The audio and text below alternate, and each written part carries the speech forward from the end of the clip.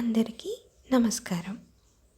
మనం మహాభారతం మొదటి భాగంలో భీష్ముడికి స్వచ్ఛంద మరణం అనే వరం ఏ విధంగా లభించింది, అసలు భీష్మ ప్రతిజ్ఞ అంటే ఏంటో ఇవన్నీ తెలుసుకున్నాం.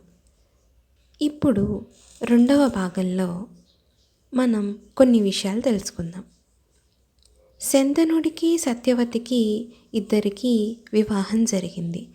వారిద్దరికీ ఇద్దరు కొడుకులు జన్మించారు. వారి పేర్లు చిత్రాంగదుడు, విచిత్రవీరుడు. కొంతకాలం తర్వాత శంతన మహారాజు స్వర్గస్థులయ్యారు. భీష్ముడు తాను చేసిన ప్రతిజ్ఞని కట్టుబడి చిత్రాంగదుడికి అంటే మొదటి సంతానానికి పట్టాభిషేకం చేశాడు. చిత్రాంగదుడు ఒకానొక యుద్ధంలో వీరమరణం పొందుతాడు. అప్పుడు రెండవ కుమారుడైన విచిత్రవీరుణ్ణి రాజుని చేస్తారు. అప్పుడు ఈ విచిత్రవీరుడికి వివాహం చేయాలని సత్యవతి, భీష్ముడు నిర్ణయించుకుంటారు. ఇదే సమయంలో కాశీరాజు కుమార్తెలైనటువంటి అంబ, అంబిక, అంబాలిక ఈ ముగ్గురికి స్వయంవరం కాశీరాజు ఏర్పాటు చేస్తాడు. తన తమ్ముడికి అంటే విచిత్రవీరుడికి వివాహం చెయ్యాలి ఈ ముగ్గురినిచ్చి అని చెప్పే ఉద్దేశంతో భీష్ముడు అక్కడ స్వయంవరానికి వెళ్తాడు. అక్కడున్న రాజులందరినీ ఓడించి ఈ ముగ్గురు ఎవరైతే రాకుమార్తెలు ఉన్నారో అంబ, అంబిక, అంబాలిక ముగ్గురు అక్క చెల్లెల్ని వెంట పెట్టుకొని తన రాజ్యానికి తీసుకొస్తూ ఉంటాడు. ఆ వచ్చే దారిలో ఈ అంబ అనే ఆవిడ వేరొకరిని ప్రేమించడం జరుగుతుంది. ఆ ప్రేమించిన అతను యుద్ధం చేస్తూ ఉంటాడు, ఎందుకంటే అంబని తనకి ఇవ్వమని చెప్పి. కానీ భీష్ముడు అతనిపై యుద్ధం చేసి వారిని కూడా ఓడించి ఈ ముగ్గురిని రాజ్యానికి తీసుకెళ్ళడం జరుగుతుంది. కానీ అంబిక, అంబాలిక ఇరువురు విచిత్రవీరుడితో వివాహానికి ఒప్పుకుంటారు. కానీ అంబ మాత్రం చెప్తుంది, నేను వేరొకరికి మనసిచ్చాను, మనసు లేని మనువు మంచిది కాదు, నన్ను అతని దగ్గరికి పంపించండి అని చెప్పి ప్రాధేయపడుతుంది. ఇదే విషయాన్ని భీష్ముడు సత్యవతితో మాట్లాడి అంబని అన్ని సత్కార్యాలు ఆవిడికి చేసి ఒక ఆడపడుచుని ఎలా పంపిస్తారో అదే విధంగా అంబని ఆమె ప్రేమించిన అతని దగ్గరికి పంపిస్తాడు.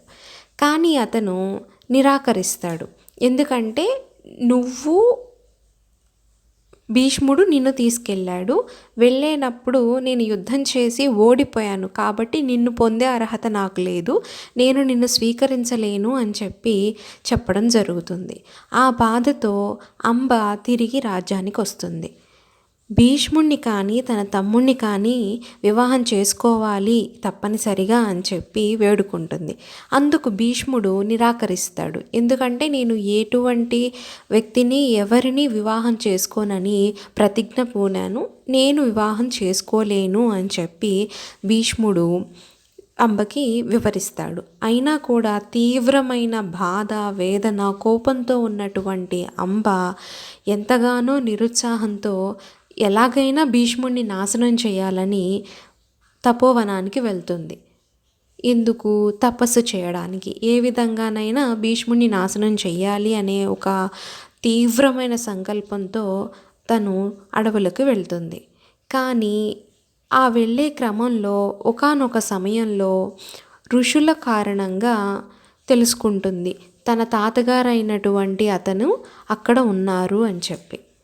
ఆయన పరశురాముడి చేత భీష్ముడికి చెప్పించాలి, ఈమెని అంబని పెళ్లి చేసుకోవాలి అని చెప్పి అనుకుంటారు. ఎందుకంటే పరశురాముడు భీష్ముడికి గురువు, తనకి అన్ని విద్యల్ని నేర్పించినటువంటి గురువు పరశురాముడు. కానీ ఈ భీష్మ ప్రతిజ్ఞ కారణంగా నేను ధర్మాన్ని తప్పలేను, గురువుగారైనటువంటి మీ మాటని జవదాట్లేను, నేను అంబని పెళ్లి చేసుకోలేను అని చెప్పి భీష్ముడు వినయంగా పరశురాముడికి చెప్పడం జరుగుతుంది. కానీ తీవ్రమైనటువంటి కోపం ఉన్నప్పుడు పరశురాముడు ఆయన మాట వినకుండా యుద్ధం చెయ్యి అయితే నాతో అని చెప్పి అడగడం జరుగుతుంది. కానీ తీవ్రమైనటువంటి యుద్ధం జరుగుతుంది భీష్ముడికి పరశురాముడికి మధ్యలో. 24 రోజుల పాటు తీవ్రమైన యుద్ధాన్ని జరుగుతూ ఉంటుంది. కానీ ఎవరూ ఓటమిని ఒప్పుకోరు. ఆ విధమైన సందర్భంలో వారి పితృదేవతలు అందరూ వచ్చి యుద్ధాన్ని ఆపడం జరుగుతుంది. ఆ తరువాత అంబ తీవ్రమైన తపస్సు చేస్తుంది శివుడి కోసం. ఎందుకు అంటే భీష్ముడిని నాశనం చెయ్యాలి అని చెప్పి. తీవ్రమైన తపస్సు కారణంగా శివుడు ప్రత్యక్షమవుతాడు. ఏ వరం కావాలి అని అడిగితే భీష్ముడిని నేను సంహరించాలి, తనని హతమార్చాలి అని వరం కోరుకుంటుంది. దానికి పరమశివుడు నువ్వు కోరుతున్న వరం ఈ జన్మలో సాధ్యం కాదు, వచ్చే జన్మలో నువ్వు పుడతావు, మళ్ళీ పుడతావు ఆడపిల్లగా. కానీ కొన్ని కారణాల వల్ల, కొన్ని లోక కళ్యాణం జరగడం కోసం నువ్వు మగవాడిలాగా పెరగడం జరుగుతుంది. నువ్వే నీ చేతులతో భీష్ముడిని సంహరించే అవకాశం నీకుంటుంది అని చెప్పి శివుడు వరమిస్తాడు. అందువల్ల తన చుట్టే తాను అగ్ని పీల్చుకొని శివుడిలో ఐక్యమైపోతుంది అంబ. ఆ విధంగా అంబ తిరిగి కక్ష సాధించాలి అని చెప్పి భీష్ముడిని ఆ విధంగా శపథం చేస్తుంది భీష్ముడితో. నేను నీ మరణం నా చేతిలోనే అని చెప్పి ఒక శాపాన్ని భీష్ముడికి ఇస్తుంది. ఈ విధంగా అంబ శివైక్యం చెందిన తర్వాత అంబిక అంబాలిక ఇరువురిని విచిత్రవీరుడు వివాహం చేసుకోవడం జరుగుతుంది. కానీ కొంతకాలం తర్వాత వీరికి ఎటువంటి పిల్లలు అంటే సంతతి లేకుండానే విచిత్రవీరుడు మరణించడం జరుగుతుంది. కానీ వంశం నశించిపోతుంది, వీరికా పిల్లలు లేరు. సత్యవతి ఎంతగానో బాధపడి భీష్ముడిని వివాహం చేసుకోమని, రాజ్యాధికారాన్ని స్వీకరించమని కోరుతుంది. కానీ తన తండ్రి ఉన్నా లేకున్నా తను మాత్రం మాట తప్పను అని చెప్పి భీష్ముడు వివాహం చేసుకోవడానికి ఒప్పుకోడు. ఆ సమయంలో ధర్మశాస్త్రాలు, గ్రంథాలు అన్నీ చూసిన తర్వాత ఒకానొక నియమం, ఒకానొక అవకాశం వాళ్ళకు కనిపిస్తుంది. ఏంటి అది అంటే, వితంతువులైన కోడళ్ళు ఉన్నారనుకోండి, మరిది లేదా బావగారు, వారి ద్వారా సంతానాన్ని పొందవచ్చు, ఆ విధంగా రాజవంశాన్ని నిలపవచ్చు అని ఒక అవకాశం వాళ్ళకు కనిపిస్తుంది. దానినే దేవల న్యాయం అని కూడా అంటారు. ఇదే క్షణంలో మనకి చాలామందికి చాలా అనుమానాలు రావచ్చు.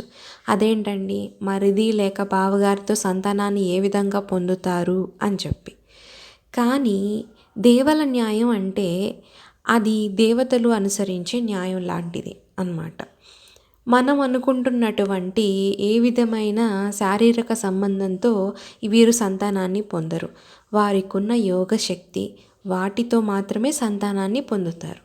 అటువంటి సంతానాన్ని పొందే అవకాశాన్ని వీళ్ళు ధర్మశాస్త్రాల ద్వారా గ్రహించడం జరుగుతుంది. అందుకని సత్యవతి తనకు పరాశరుని వల్ల జన్మించిన వ్యాస మహర్షిని పిలిపిస్తుంది. ఎందుకు? వీళ్ళ వంశం నిలబడడానికి ఆ వ్యాస మహర్షి సహాయం కావాలి అని చెప్పి పిలుస్తుంది. అందుకని వ్యాస మహర్షి కూడా అంగీకరించి రావడం జరుగుతుంది. ధర్మశాస్త్రాలన్నీ మననం చేసి ఆ తర్వాత మరదళ్ళైనటువంటి అంబిక అంబాలికకి పుత్రప్రాప్తి కలిగించడం ద్వాపర యుగాంతం వరకు తప్పు కాదని ఆయన నిర్ధారించుకుంటారు. అప్పుడు మాత్రమే వారికి పుత్ర సంతానం కలిగించడానికి ఆయన ఒప్పుకుంటారనమాట. ఒకరోజు రాత్రి మహర్షి అంబికని పంపించమని చెప్తారు.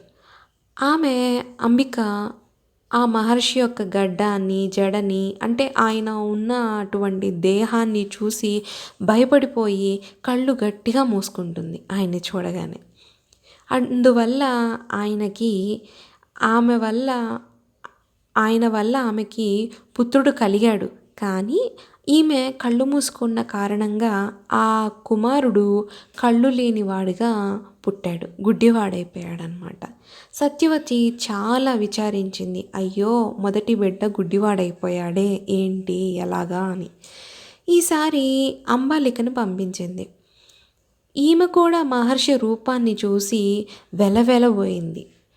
ఆమెకి ఋషి అనుగ్రహం వల్ల కుమారుడు జన్మించాడు. కానీ అతడు పాండురోగంతో పుట్టాడు. సత్యవతి ఉత్తమ పుత్రుడి కోసమని అంబికని మరొక్కసారి వెళ్ళాలి అని చెప్పి కోరింది. కానీ అంబిక వెళ్ళకుండా తన దగ్గర ఉన్న దాసిని పంపింది. కానీ ఆ దాసి వ్యాస మహర్షిని భక్తి శ్రద్ధలతో పూజించి అందమైనటువంటి పుత్రుణ్ణి ప్రసాదించమని కోరింది. అదేవిధంగా వ్యాస మహర్షి ఆమెకి పుత్రుణ్ణి ప్రసాదిస్తారు. అతడే విదురుడు. అందువల్ల ఆ తర్వాత వ్యాస మహర్షి ఆశ్రమానికి వెళ్ళిపోతారు.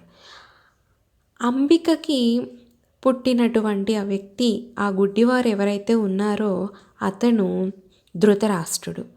పాండు రోగంతో పుట్టినటువంటి కుమారుడు, అంబాలికకి ఎవరైతే కుమారుడు పుట్టారో అతను పాండురాజు.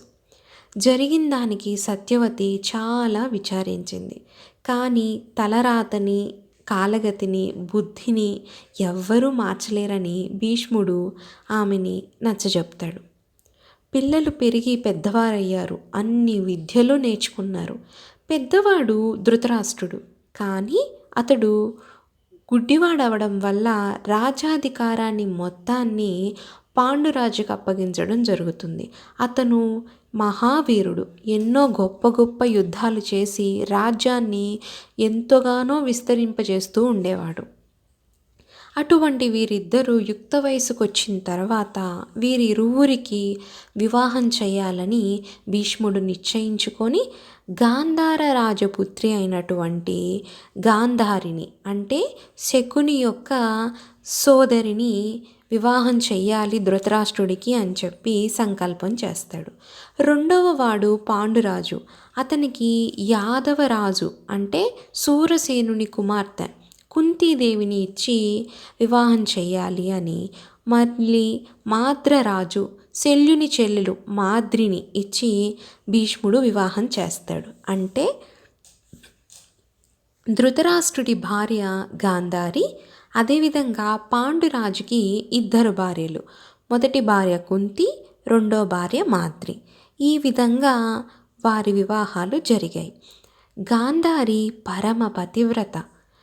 ఎలా అంటే ధృతరాష్ట్రుడు అంటే తన భర్తకి కళ్ళు లేని కారణంగా ఆమె కూడా తన కళ్ళని చూపు అవసరం లేదని తన కళ్ళకి కూడా గంతలు కట్టుకొని తన భర్త చూడలేని లోకాన్ని తాను చూడనని చెప్పి కళ్ళకి గంతలు కట్టుకున్న మహాపతివ్రత. అదేవిధంగా కుంతి, మాద్రి కూడా మహాపతివ్రతలు. ఈ విధంగా గుడ్డివాడైనటువంటి ధృతరాష్ట్రుడికి రాజ్యాధికారం ఇవ్వకుండా పాండురాజుకి రాజ్యాధికారాన్ని ఇవ్వడం జరుగుతుంది. ఆయన ఎన్నో దిగ్విజయమైన యాత్రలు చేసి కౌరవ రాజ్యాన్ని మొత్తాన్ని ఎంతగానో విస్తరింపచేస్తూ ఉన్నాడు. ఇటువంటి సమయంలో వీరికి సంతానం ఏ విధంగా కలిగింది? ధృతరాష్ట్రుడు, గాంధారికి కౌరవులు ఎలా జన్మించారు? అదేవిధంగా పాండురాజు, కుంతీదేవికి అలానే మాద్రికి సంతానం అంటే పాండవులు, పంచపాండవులు ఏ విధంగా జన్మించారు? మరియు కర్ణుడు ఎవరు? కర్ణుడు కుంతీదేవికి పుత్రుడు. ఏ విధంగా ఆ పుత్ర సంతానాన్ని కుంతీదేవి పొందింది? ఈ విషయాలన్నీ మనం తరువాయి భాగంలో తెలుసుకుందాం.